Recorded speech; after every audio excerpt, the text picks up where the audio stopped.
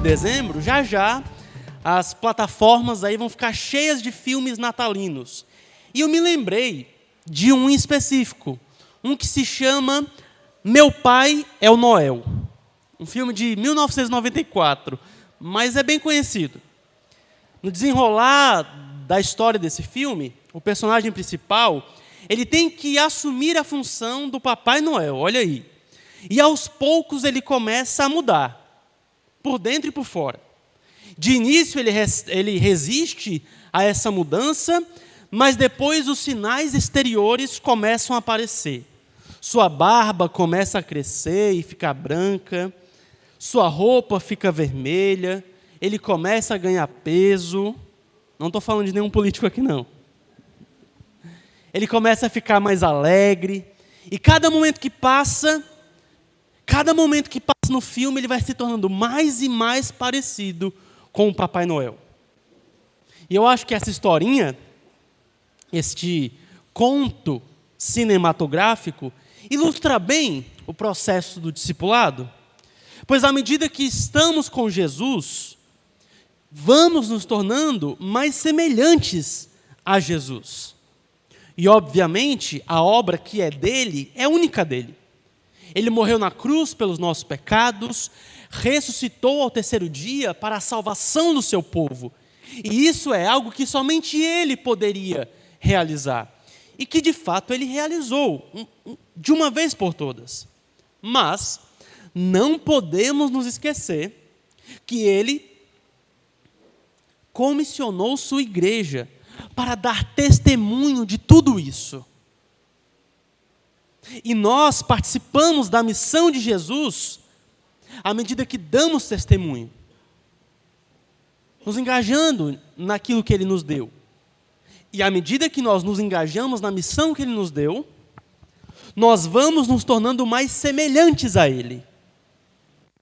Não quer dizer que a nossa barba vai crescer, ou o nosso cabelo. Eu não sei se o Senhor tem cabelo longo ou curto. Ele é pintado e desenhado de várias formas.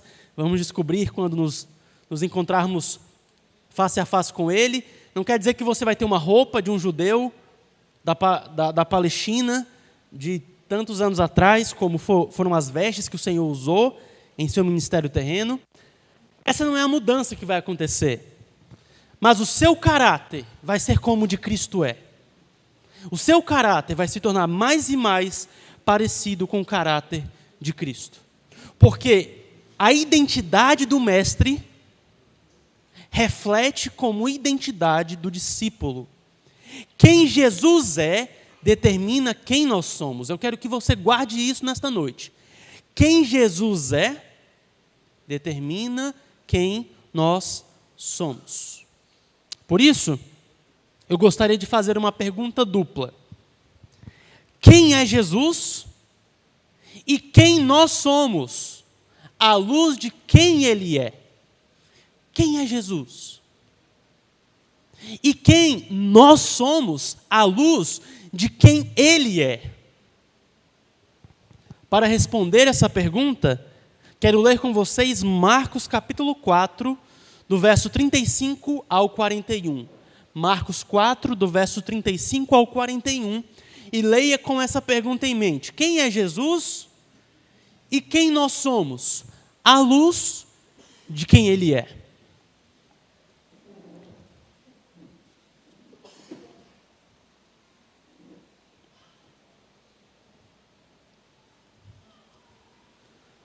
Marcos 4, a partir do verso 35, diz assim, mas quem achou, diga amém. Olha aí. Naquele dia, sendo já tarde, Jesus disse aos discípulos, vamos passar para outra margem. E eles, despedindo a multidão, o levaram assim como estava, no barco.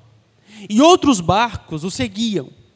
Ora, levantou-se grande temporal de vento, e as ondas se arremessavam contra o barco, de modo que o mesmo já estava se enchendo de água. E Jesus estava na polpa, dormindo sobre o travesseiro. Os discípulos o acordaram e lhe disseram, Mestre, o Senhor não se importa que pereçamos. E ele, despertando, repreendeu o vento e disse ao mar: acalme-se, fique quieto. O vento se aquietou e tudo ficou bem calmo. Então Jesus lhes perguntou: por que vocês são tão medrosos? Como é que ainda não têm fé? E eles, possuídos de grande temor, diziam uns aos outros: quem é este que até o vento e o mar lhe obedecem? Amém. Nesse contexto, o Senhor Jesus, ele tinha acabado de contar algumas parábolas. Ele estava contando parábolas do reino. Até que depois desta pregação, que durou um bocado de tempo, provavelmente. Aliás, o verso 35 vai dizer que de fato durou muito tempo, já sendo tarde. Jesus diz aos discípulos: vamos para outra margem. Ele quer dar continuidade à sua missão. Não apenas na região onde ele estava naquele momento, mas a outras regiões, a outras aldeias e povoados. Jesus, em seu ministério, estava constantemente viajando. E é isso que ele faz aqui. No verso 36, então, nós vemos que depois de ensinar e servir aquelas pessoas, Jesus vai embarcar em uma viagem. Entra no barco com seus discípulos. E naquele barco, ele vai descansar um pouco, enquanto viaja. Ele está cansado, depois de um dia tão longo de ensino e pregação. E olhe, pense como esse barco foi útil. No verso 1 do capítulo 4, é dito que Jesus utilizou esse barco como um púlpito. Enquanto a multidão ficava na praia, ele se afastou um pouquinho no barco e de lá ensinava as pessoas. E agora, esse barco, que provavelmente era de André e Simão, ou de Tiago e João, seria utilizado por Jesus como sua cama portátil. Não era um assento, não era um lugar de primeira classe, mas era o que tinha. Jesus utilizou esse barco para viajar e dar continuidade à sua missão. E no verso 37, o que foi que aconteceu naquela viagem? Uma grande tempestade. De fato, não era incomum que houvesse tempestades no Mar da Galileia. O Mar da Galileia, que na verdade é um grande lago de água doce. O Mar da Galileia, que é um lago de água doce, mede aí aproximadamente 20 quilômetros de comprimento e 11 quilômetros de largura. Então é uma massa de água muito grande. Por isso que naquela cultura ele era conhecido como um mar. E ele está situado a 210 metros abaixo do nível do mar. É o corpo de água doce mais baixo da Terra. Interessante. E ele está envolto com várias colinas e penhascos. O Mar da Galileia está bem no meio assim de várias montanhas, várias colinas. É como se estivesse dentro de um buraco. Eu conversando com um rapaz um dia, ele disse que foi viajar para Sobral, e ele viu Sobral cercado de serra. Ele disse: rapaz, Sobral é dentro de um buraco. Então é mais ou menos aqui o Mar da Galileia, dentro de um buraco, lá embaixo. E cheio de montanhas à sua volta. Resultado, quando entra um vento, uma massa de ar quente, quando entra ventos ali, eles ficam concentrados, não conseguem sair.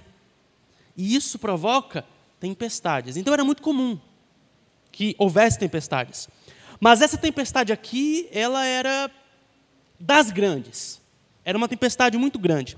A tal ponto que o texto vai dizer que o barco estava se balançando, agitado, as ondas já estavam entrando, a água já estava entrando no barco, e ele estava prestes a afundar. E olhe, eu sei que nós olhamos para esse texto com um olhar bem negativo para os discípulos, e a gente olha para eles como uns doidinhos, desesperados no meio do mar. Mas eles eram pescadores desde criança. Eles foram criados aprendendo essa profissão com o pai deles. Eles estavam pescando ali no Mar da Galileia desde que eles se entendem por gente. Eles entendiam de tempestade. Eles entendiam que essa tempestade era das grandes e realmente apresentava um perigo a eles. E aí no verso 38, nós temos uma cena até engraçada.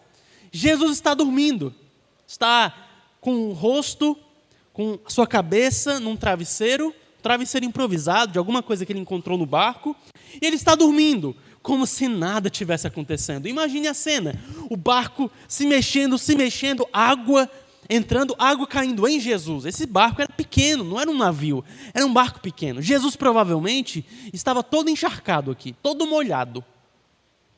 Um lugar desconfortável, balançando, e ele está o quê? Dormindo, no quinto sono. O Senhor está no quinto sono. Como se nada tivesse acontecendo. Totalmente seguro, cansado demais, que para ele conseguir dormir num balançado desse, todo molhado, é porque ele estava muito cansado de um dia inteiro de pregação para aquela multidão que ele havia despedido. Mas não é só o cansaço, é também segurança. Ele é seguro de quem ele é, ele sabe que é o Filho de Deus, e que por isso tem toda a autoridade sobre a criação. Ele sabe também da sua missão essa dada pelo Pai e que não poderia ser frustrada. Ele sabe que tem todo o poder para resolver aquela situação. Então, ele descansa no olho do furacão. E isso ensina algo para nós. Se nós estamos com Jesus, nós podemos ter uma atitude como essa em alguns momentos. Devemos aprender a descansar no olho do furacão. Nós não estamos em uma tempestade no meio do mar, mas também passamos por problemas, dificuldades. A igreja de Cristo, nesse mundo, passa por dificuldades. Em 2019 e 2020, enfrentamos uma pandemia, como foi algo problemático para as nossas igrejas, reuniões.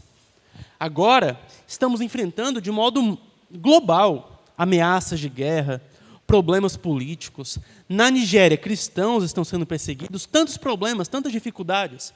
Será que no meio disso nós poderíamos colocar a nossa cabeça no travesseiro e dormir? Será que poderíamos nos alegrar e estar em paz no meio de tudo isso? Eu diria que sim. Lamentamos pelo sofrimento dos nossos irmãos, lamentamos pelo sofrimento de pessoas, lamentamos pelas dificuldades que batem à nossa porta, mas também conseguimos descansar, porque estamos com Jesus, estamos com Ele. E se Ele consegue descansar no meio do furacão, a gente descansa também.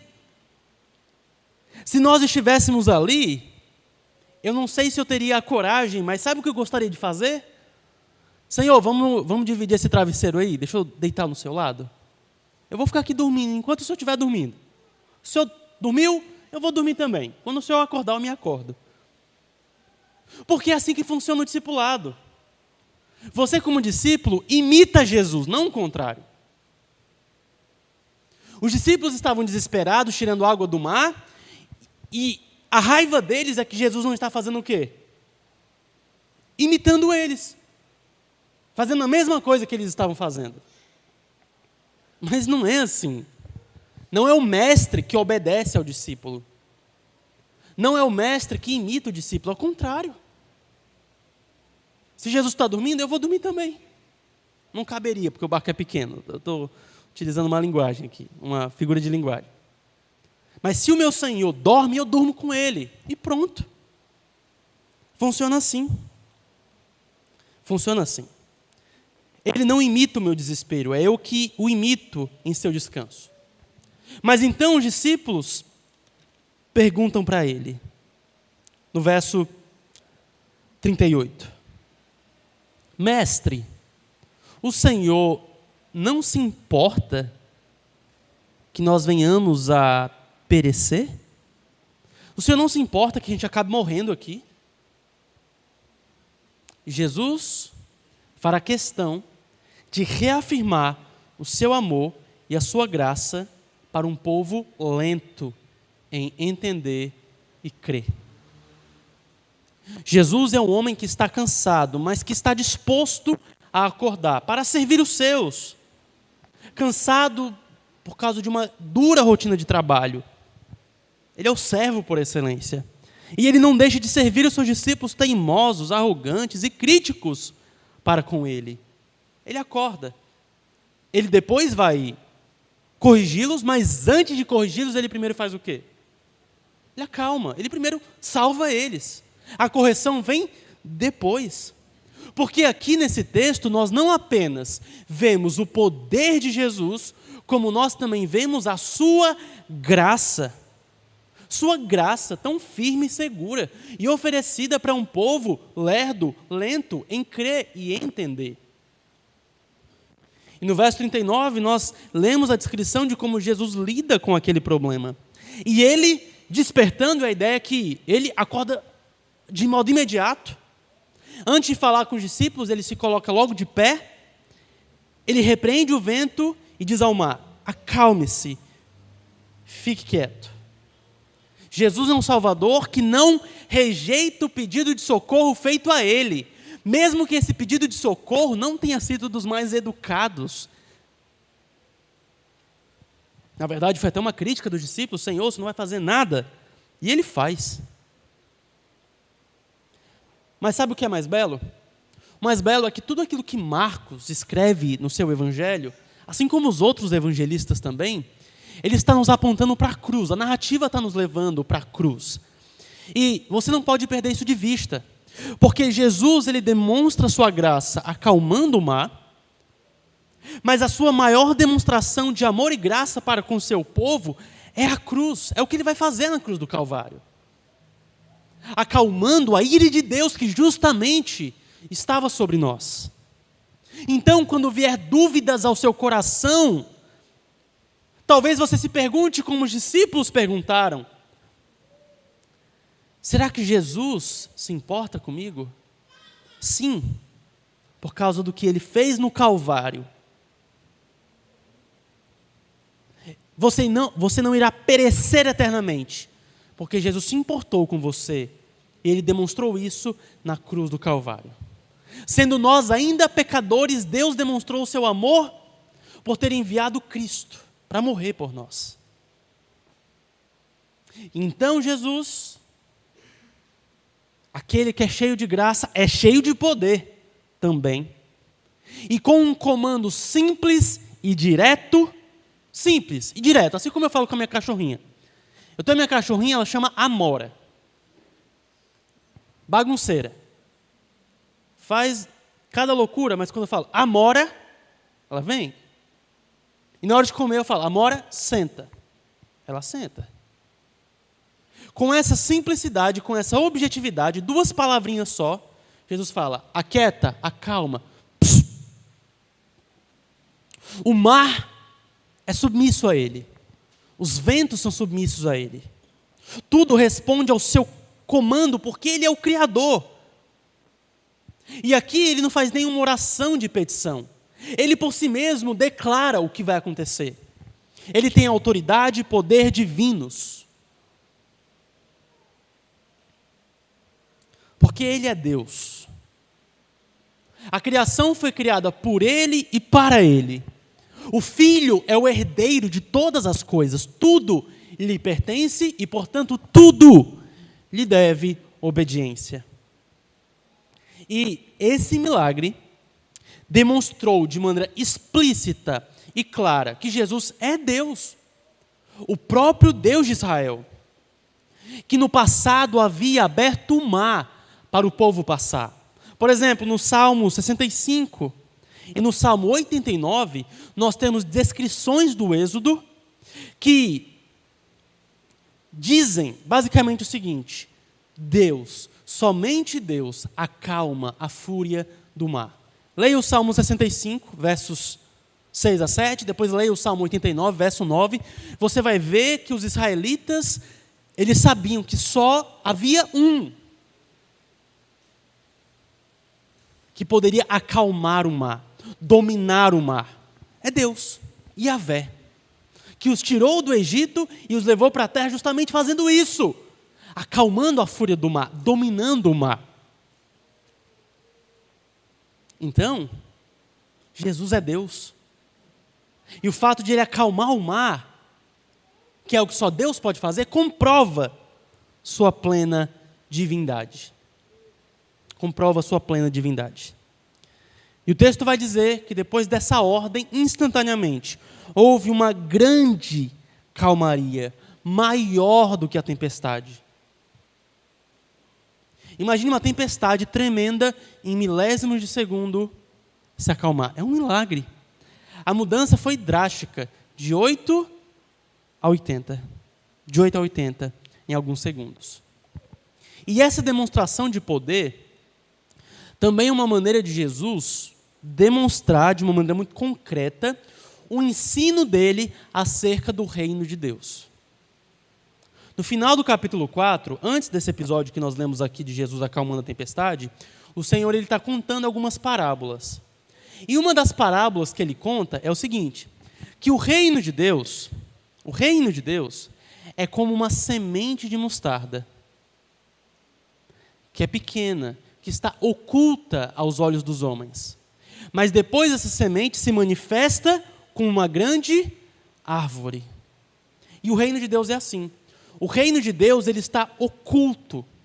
Ele está oculto. Nem sempre ele é perceptível aos olhos dos homens, mesmo que em algum momento ele venha a se revelar em glória. E isso que Jesus faz aqui é demonstrando de maneira prática essa verdade acerca do reino de Deus. O reino de Deus está oculto, o rei está naquele barco, mesmo que esteja havendo uma tempestade, os discípulos desesperados, ou seja, aparentemente parece que o rei não está, ou se está, não está a par do que está acontecendo. Mas em algum momento, ele revela o seu poder, revela que ele é o rei. Porque o reino é assim, em algum momento está oculto, mas depois é revelado. No meio de um barco simples, dormindo, está o rei que manifesta a sua glória. O reino de Deus é uma realidade que se expressa ou se manifesta em lugares ou em situações extremamente improváveis. Quem poderia imaginar que no meio dessa tempestade o rei estava presente e o rei iria demonstrar o seu poder ali? Isso é um dos ensinos do Evangelho de Marcos. O reino de Deus se manifesta em situações improváveis. Porque ele está oculto, mas em algum momento é revelado. Naquilo que é improvável. Como uma semente de mostarda se tornando algo, uma árvore grande, improvável. E por que Marcos está batendo nessa tecla? Porque qual é o episódio narrado por ele em toda essa narrativa de 16 capítulos, que nós dividimos, com 16 capítulos, em que vemos de maneira suprema o reino de Deus se manifestando em uma situação improvável? Onde? Na cruz. Na cruz. Lembre-se que quando Jesus ele vai para a cruz, cospem nele, açoitam ele, colocam uma coroa de espinhos, entregam a ele um cetro de madeira, só para caçoar dele, dão a ele um manto de púrpura, e quando ele é crucificado, colocam lá, Rei dos Judeus.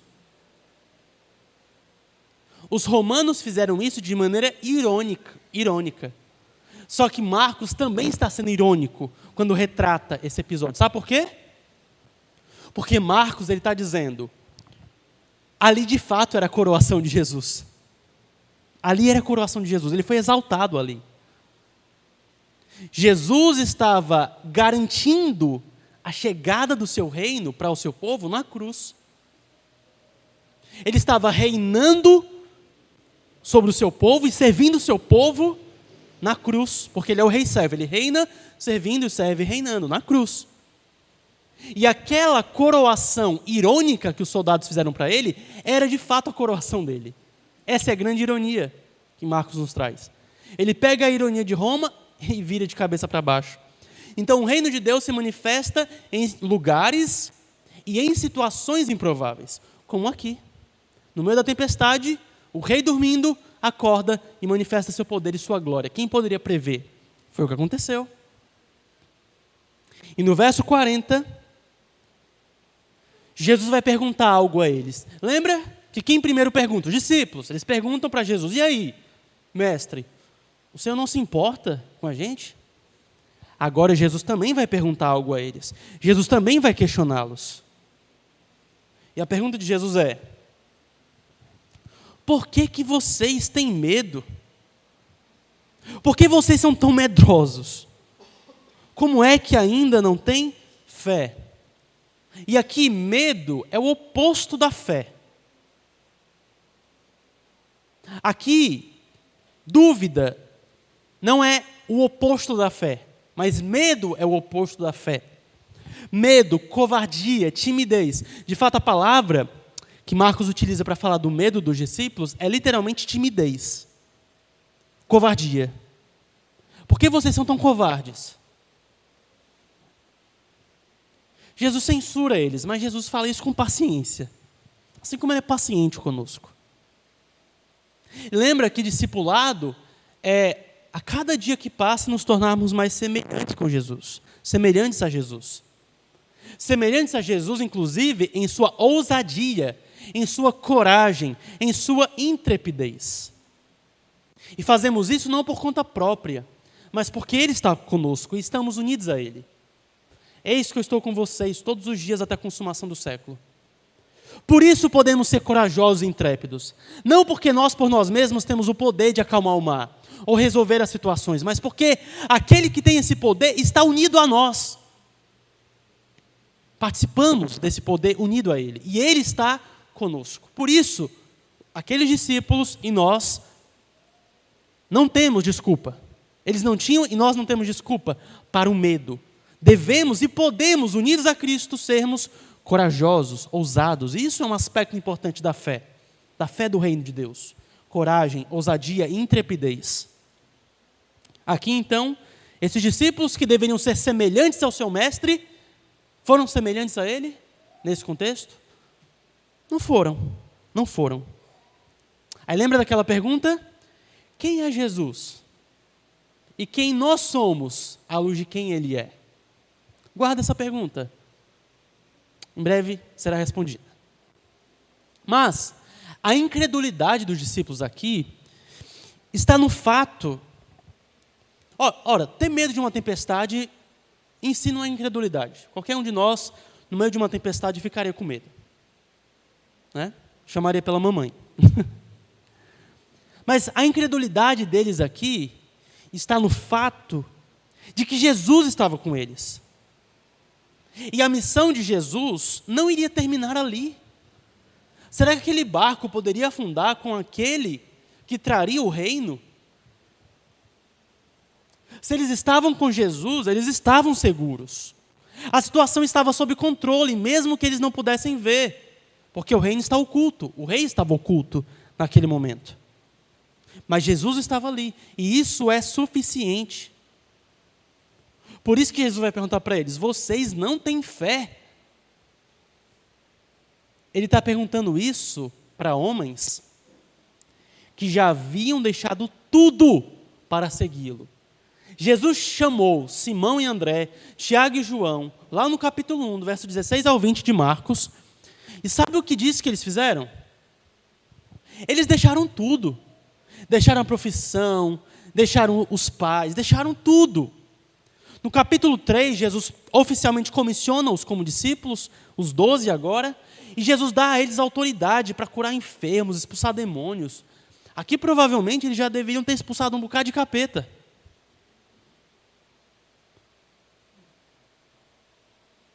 E agora Jesus olha para eles e fala: vocês não têm fé? Homens que expulsaram demônios, curaram enfermos, pregaram o evangelho do reino, deixaram tudo para seguir Jesus. E Jesus ainda faz uma pergunta para eles: vocês não têm fé? E aí, esses discípulos, eles têm fé ou não? A resposta de Marcos é complexa.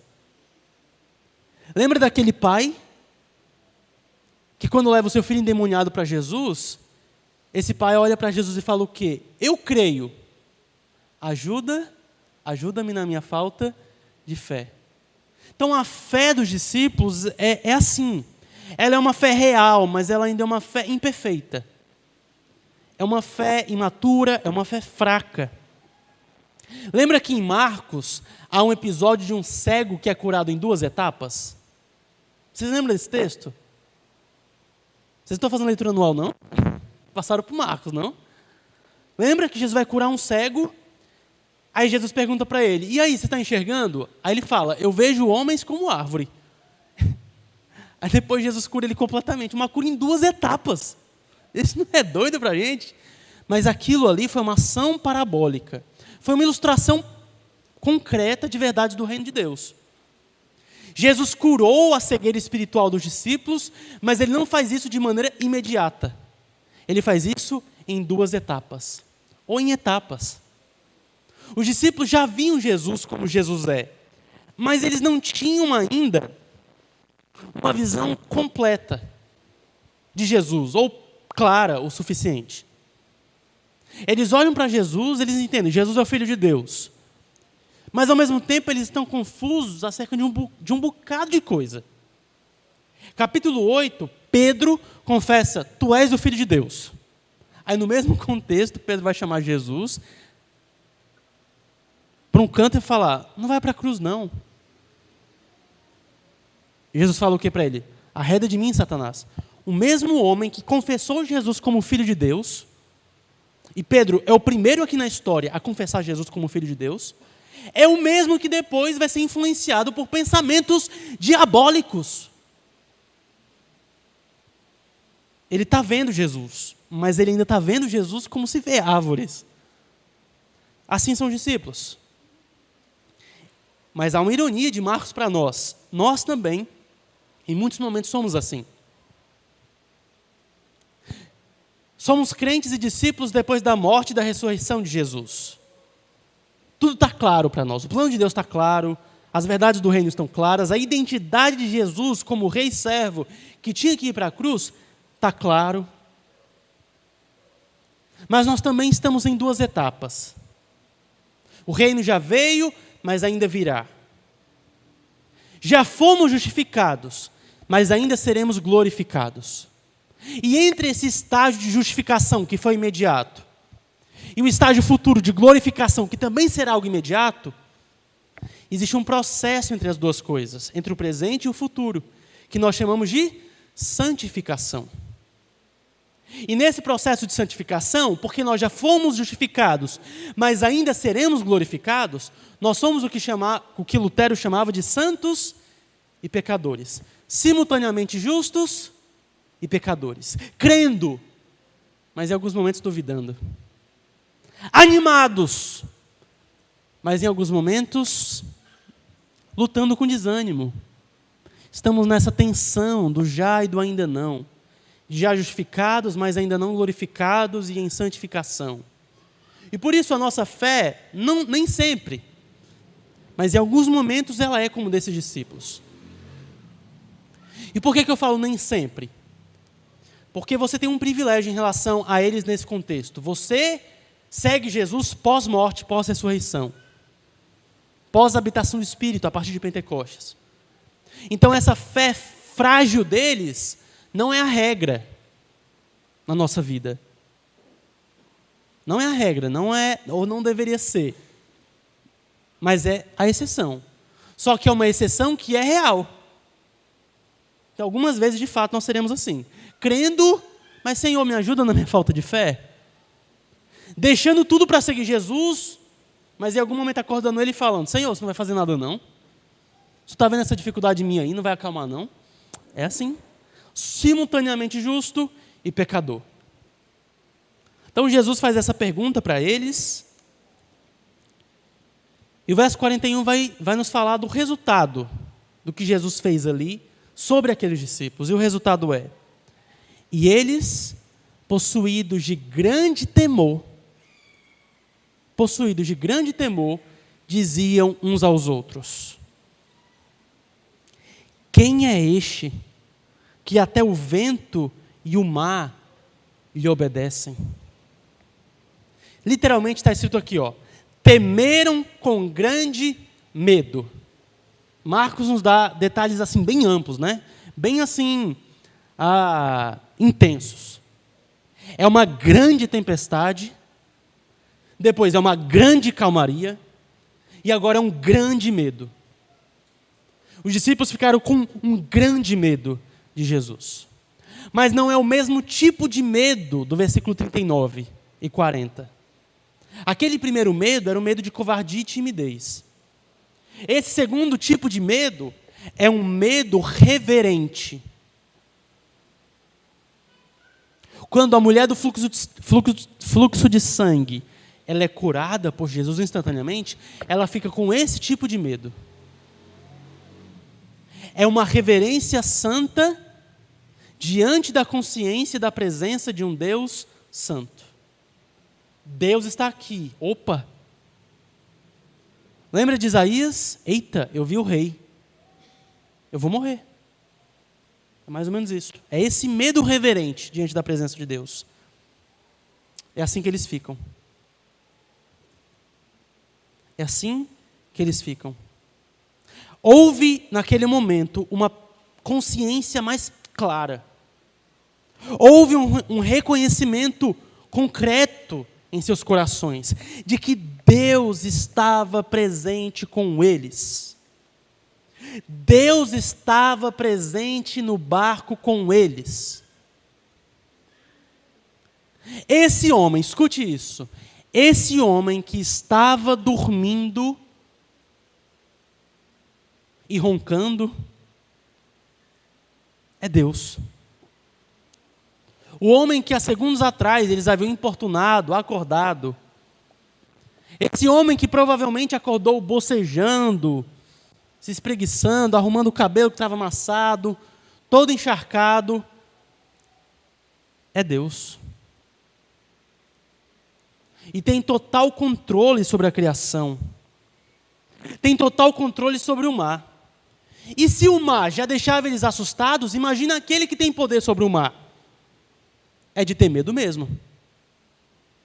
O medo dos discípulos é uma resposta automática ao senso de se estar na presença do Deus Santo. Por alguns segundos, seus olhos foram abertos e eles viram Jesus como Jesus de fato é. Como o Santo de Deus. Jesus é o Santo de Deus. Ele é igual e é um com o Pai. Foi enviado pelo Pai. E assim como o Pai é pleno de santidade, Ele é santo como o Pai é santo no mesmo sentido e no mesmo nível. Ele é o Santo de Deus. Por isso, quando homens falhos e pecadores se aproximam de Jesus, o Santo de Deus, como ficam ou como deveriam ficar? Com medo mesmo, reverentes ao extremo. Então eu digo para você, Jesus está aqui. Você não vê porque o reino também está oculto. Até que será revelado de maneira visível quando ele vier. Maranata. Mas Jesus está aqui, mesmo que você não veja. Ele está. E como é que você se aproxima desse Jesus glorioso e temível? Cuidado ao se aproximar de Jesus. Cuidado. Você já ouviu isso? Cuidado ao se aproximar de Jesus. Eu digo para você, cuidado ao se aproximar de Jesus. Ele é servo, ele é esse servo que está dormindo por conta de tanto trabalho, está todo encharcado, está com o cabelo amassado nesse travesseiro. Mas ao mesmo tempo, ele é o Deus glorioso e temível, que Isaías viu e tremeu, com medo de cair morto diante de tamanha santidade.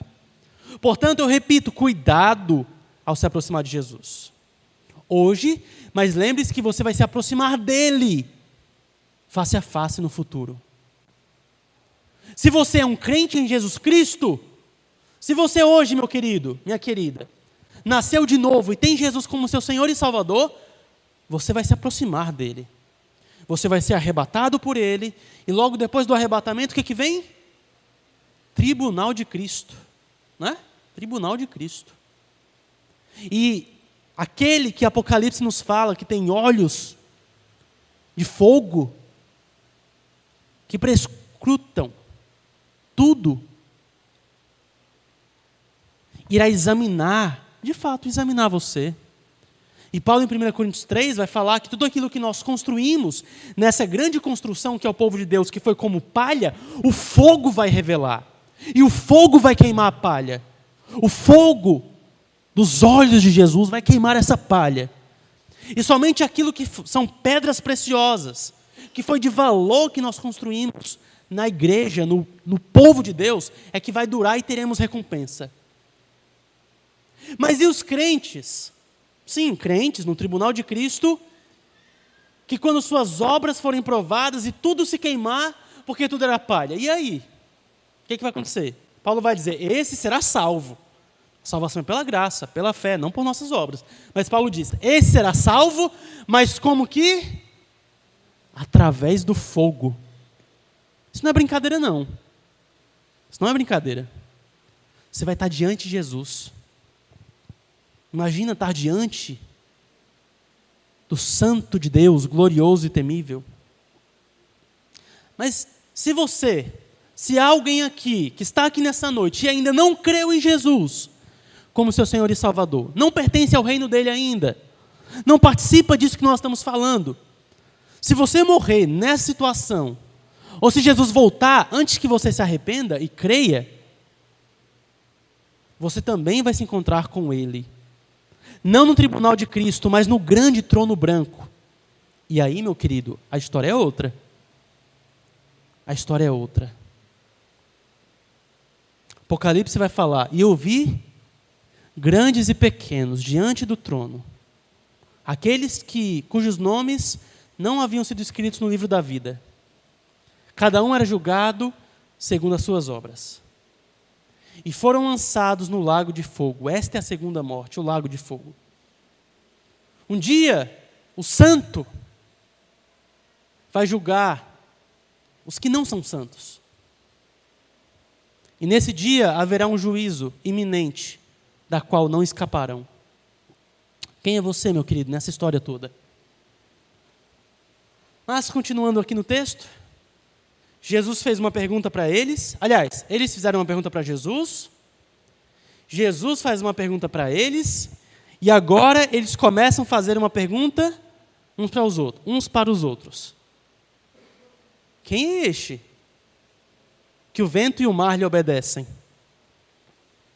Essa pergunta ela fica sem resposta, porque à luz de tudo o que aconteceu, eles tiveram consciência de quem Jesus é, e nós, leitores, podemos ter consciência de quem Jesus é. Ora, não há outra resposta.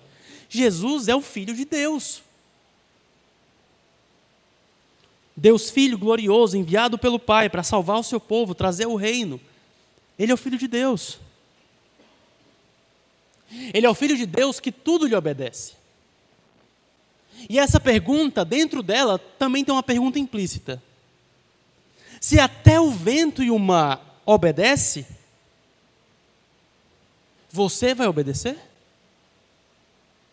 O vento e o mar obedecem a Jesus. E a minha pergunta para você é, você vai obedecer? Você vai obedecer Jesus? Assim termina esse episódio. Mas aqui também há uma nota de esperança. Há uma nota de esperança. Vimos que os discípulos ainda são tão diferentes de Jesus. Jesus é tão tranquilo, tão cheio de coragem, e os seus discípulos tão tímidos e assustados. Mas algo está mudando. Eles estão começando a entender de maneira mais clara quem é Jesus. E esse é o primeiro passo da mudança, neles. Porque uma vez que eles entendam quem é Jesus, eles também irão entender quem são eles mesmos, à luz de quem Jesus é. Jesus é o Filho de Deus, o Filho único de Deus. Ele tem um relacionamento de igualdade com o Pai que não se replica. É único mesmo. Mas a boa notícia é que nós estamos unidos a esse Jesus, que se fez um de nós. Estamos unidos ao Deus homem. E isso muda tudo. Não somos nós que acalmamos as tempestades. Mas aquele que tem o poder de fazer isso, habita dentro de nós por meio do Espírito Santo e voltará para ficar conosco e triunfar sobre os inimigos do seu povo. E por esse motivo, nós temos motivo de sobra para sermos corajosos e confiantes. Sermos confiantes como Jesus. Confiantes não em nós mesmos, porque a nossa suficiência vem de Cristo. Confiantes em Jesus, nosso Mestre e Senhor, que está conosco. E isso é suficiente. E essa história real e verdadeira que lemos sobre Jesus e os seus discípulos, por causa disso não tem um final triste, por causa do medo dos discípulos. Na verdade, não. Tem um final feliz. Porque Jesus demonstrou o seu poder, manifestou sua glória, e no final seus discípulos temeram. E o temor, esse temor de reverência santa, é um aspecto da fé. Eles temem diante dele. Eles se tornam mais conscientes de quem ele é. E esse evento dramático os afetou, aprofundou a percepção que eles tinham de Jesus, e é isso que vai levar Pedro, por exemplo, a no capítulo 8, confessar de maneira corajosa e ousada: Tu és o Filho de Deus. Mesmo que depois ele vai falhar. Esse Pedro, que confessa intrepidamente que Jesus é o Filho de Deus, falha por querer evitar a cruz de Jesus, mas falha também depois porque ele quer evitar a sua cruz. Ele vai negar Jesus. Só que a história do Evangelho de Marcos termina também com uma nota de esperança. Porque Jesus, por meio de um anjo, como nós falamos ontem, fala para Pedro: eu vou me encontrar com você na Galileia. O início de tudo, onde tudo começou. Para restaurar Pedro e enviá-lo novamente. Então, assim como o final do Evangelho de Marcos termina com uma nota de esperança, o final dessa história também termina com uma nota de esperança. Porque, apesar da falha dos discípulos, aquele que está com eles é poderoso. E vai levá-los ao destino final. Vai levá-los aonde ele prometeu que levaria. E sabe o que me deixa mais alegre? É que Jesus faria e fez com que esses discípulos se parecessem mais com ele. O discipulado não é obliterado, destruído pelas falhas dos discípulos. Apesar das falhas e fraquezas, eles cresceram no discipulado, eles se tornaram mais parecidos com Jesus. E o mesmo se aplica a nós. Agora, portanto, podemos finalmente responder aquela pergunta dupla que fiz no início. Quem é Jesus e quem nós somos à luz de quem ele é? Resposta: Jesus é o Filho Todo-Poderoso de Deus. E os seus discípulos são em si mesmos homens fracos, mas que estão com Jesus. E, portanto, serão mais parecidos com ele. Essa é a nota de esperança. Aqui, eles ainda são tão diferentes de Jesus, mas eles se tornarão mais parecidos com ele, assim como nós. Porque nós estamos com Jesus. Então, apesar das suas dificuldades, problemas,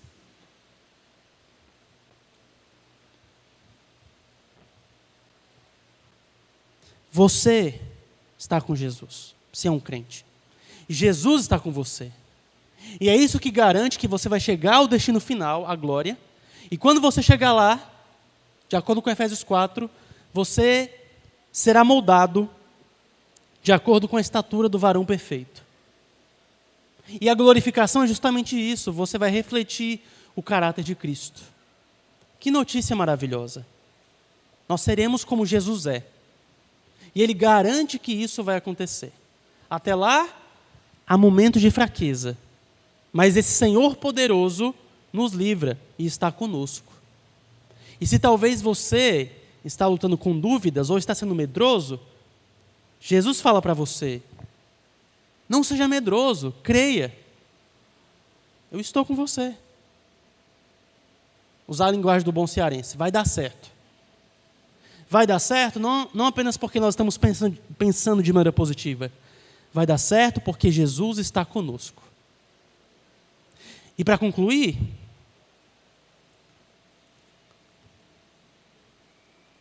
esse texto, ele traz para nós uma nota, ou deveria trazer para nós também, ou deveria aumentar em nós um fervor escatológico. Lembra que essa calmaria na tempestade, tudo que Marcos narra aqui, são sinais do reino. Sinais que antecipam o que Jesus vai fazer no futuro. Ele acalmou aquele mar. Em breve ele vai domar toda a criação. Lá no estado eterno, João nos fala que nem tem mais mar, apenas um rio que flui do trono de Deus, porque ele venceu esse mar caótico. Mas não apenas isso. Na Bíblia, mar também é uma linguagem muito utilizada, justamente porque mar dá essa ideia de caos, é uma linguagem muito utilizada para falar dos inimigos do povo de Deus. Daniel capítulo 7, o profeta Daniel fala: e eu vi nas minhas visões da noite uma grande tempestade, e os 4 ventos da terra se agitando, e de repente surgiram 4 bestas. Jesus, ele vai acalmar o mar físico como ele fez, e nem mais mar vai ter na nova criação.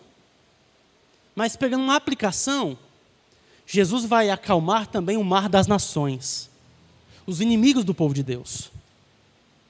Com a mesma voz que ele acalmou o mar, Apocalipse diz que ele vem julgar o mundo e uma espada sai da sua boca, sua palavra vai julgar o mundo. E em 2 Tessalonicenses, Paulo vai dizer que Jesus, na sua volta, vai matar o iníquo, o anticristo, com a sua boca, com aquilo que ele diz.